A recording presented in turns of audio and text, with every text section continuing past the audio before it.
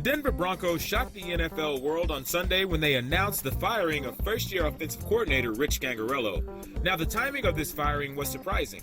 One, because it was so late in the offseason as far as hiring and firing coaches and coordinators go.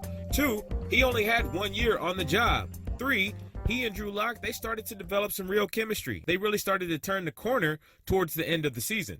But when you look at the state of the Broncos offense last season, it's really not all that hard to see why head coach Vic Fangio decided to move on.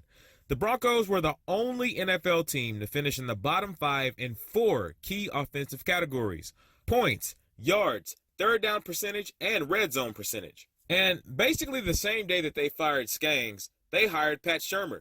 Now, this particular firing and hiring went down so quick on both sides that the ink from many sports writers' articles hadn't even dried yet before it was announced that the Broncos had hired Pat Shurmur to be the new offensive coordinator. Now, as far as coaching goes, the Broncos have not had a lot of consistency in some positions, and offensive coordinator is one of those positions. Pat Shurmur is the Broncos' 5th offensive coordinator in as many seasons. So even though the Broncos haven't had consistent coaching, the one thing that is consistent in Denver, at least as far as the offensive coordinator position goes, is change. But when you look at his body of work in the NFL, it's not hard to see why Denver moved as quick as it did to get its guy. Pat Shurmur has coached in the NFL for 21 years, and he spent the last 11 years as either a coordinator or a head coach. Now, he was the architect of that Vikings offense in 2017 that made Case Keenum look so good, it tricked John Elway into paying Case Keenum like he was a franchise quarterback instead of just a really good backup.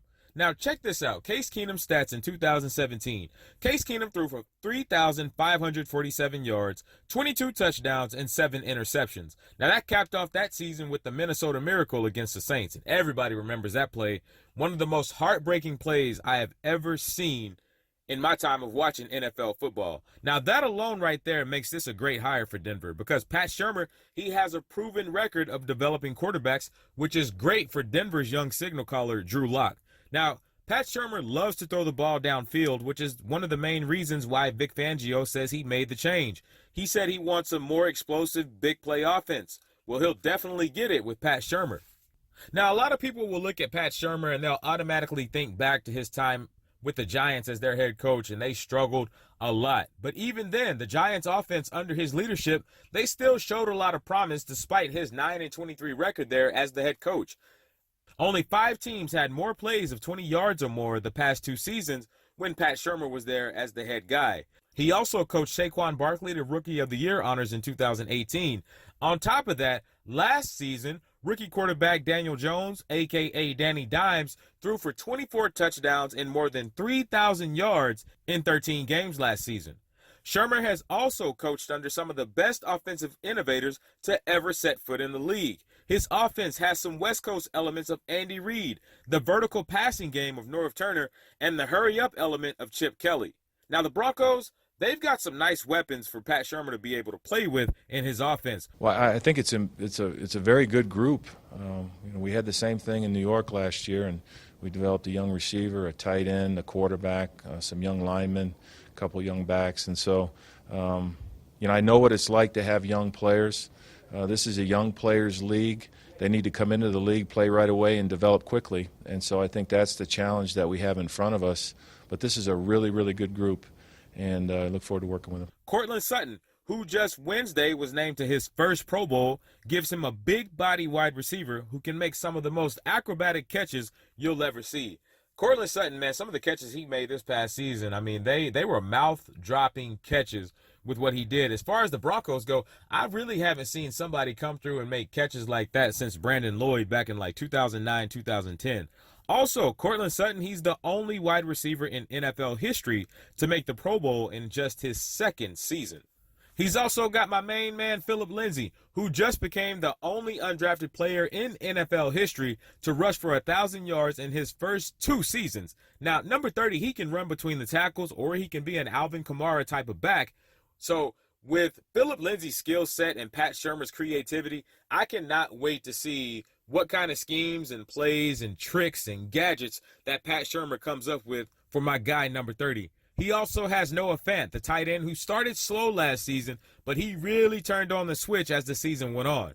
Now, the one weapon that the Broncos still need to get is a speedy wide receiver who can get over the safety's head. Now, Courtland Sutton, he's a deep threat, so he can go underneath and he can catch passes across the middle. You know, he doesn't have any problem going against a linebacker in a situation like that. But Denver needs a speedy guy who can take the top off the defense and open up more things underneath as well as maintain the deep threat.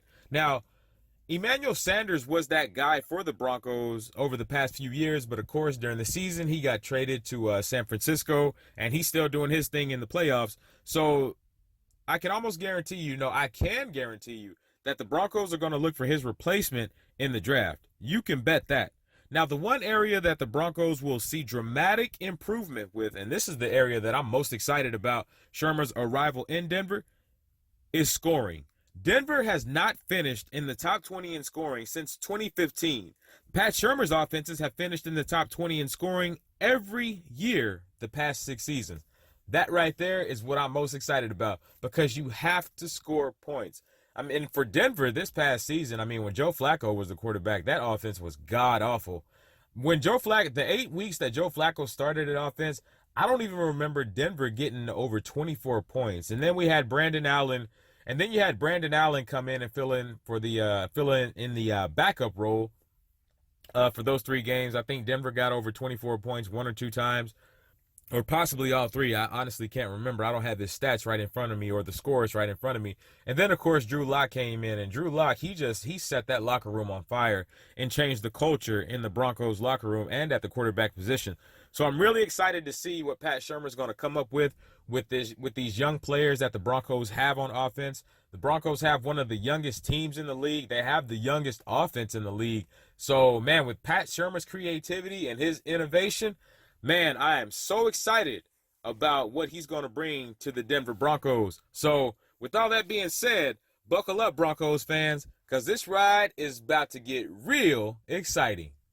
Roushell Hamilton Jr., Row for Show Radio.